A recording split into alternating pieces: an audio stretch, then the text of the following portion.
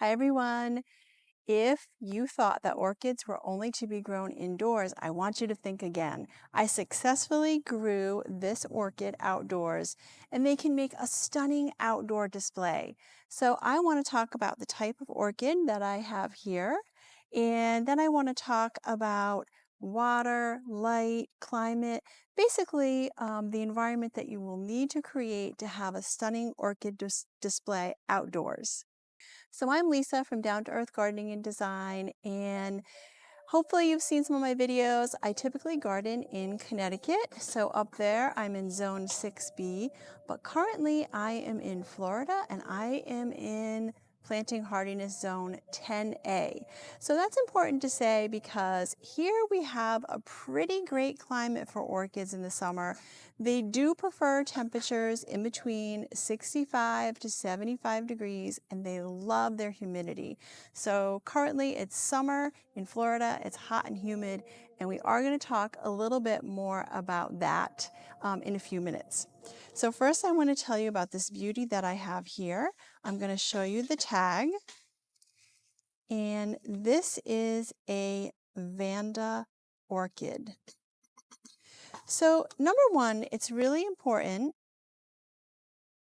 to know what type of orchid you have. So there's so many different varieties and types of orchids, and this is a Vanda. So that is very important, and a little more on that to come. But Vanda orchids have these beautiful large flowers. And by the way, this is Midnight Serenade. Love the purple and black shades. So Vanda orchids have very large flowers. They are long lasting and sometimes they can be fragrant. So they have this upright growing habit. And look at the roots on this orchid. So I have mine in a hanging basket, which is perfect for this type of orchid. And I'm just going to hang it up over here just so you can get a better view. So Vanda orchids are native to tropical and subtropical regions of Asia and Pacific. In their native habitat, they grow on trees, shrubs, and rocky outcrops in wet or seasonally dry forests. They love high humidity. They put out these thick aerial roots, and they shouldn't be confined to pots. So this open basket is really ideal for this type of orchid. Now you could also use some coarse bark or lava rock, but the roots do not like to be confined. So they really thrive suspended in an outdoor or a proper outdoor environment because you really want to mimic their natural habitat. So just to be a little technical here, this is an epiphytic orchid. So normally they would grow with their roots in the air or sometimes on trees, and they are not invasive in any way. They are not a parasitic plant. So now I want to show you the spot where I typically keep my orchid. And I have another one over there too that I'm going to show you. It's not quite flowering yet, but it's just beginning to bud. Okay, so let's talk about lighting first. Now this is just a shepherd's hook, and I just want to show you quick. I do have another orchid here, Tango Fire. And look, you can see a bud here.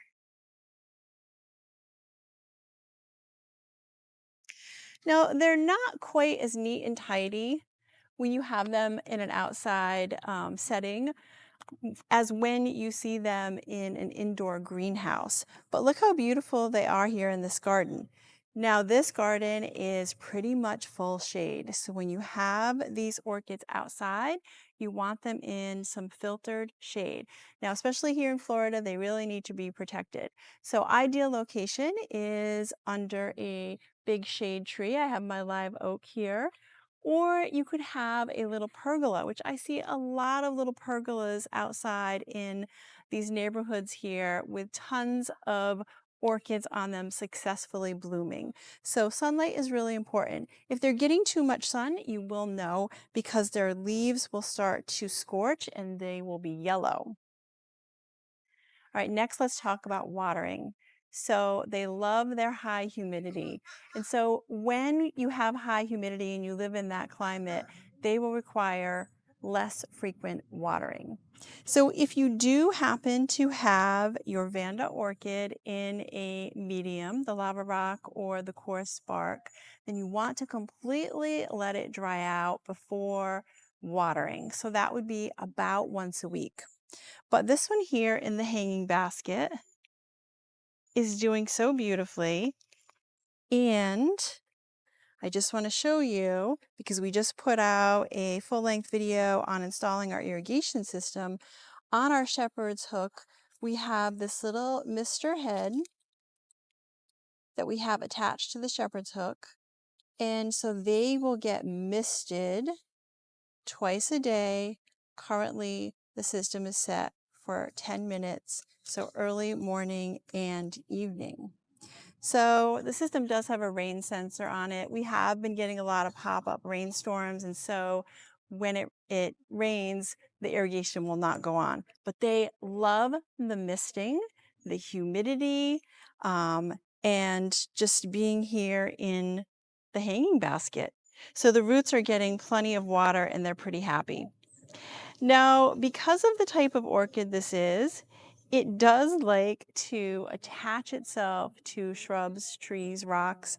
And the funny little aside story is I had my amaryllis down here in some pots and the roots started attaching themselves to the amaryllis and the tag.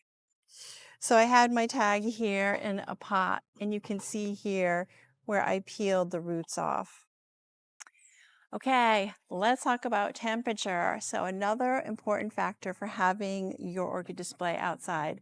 So remember, they love temperatures about 65 to 75 degrees Fahrenheit.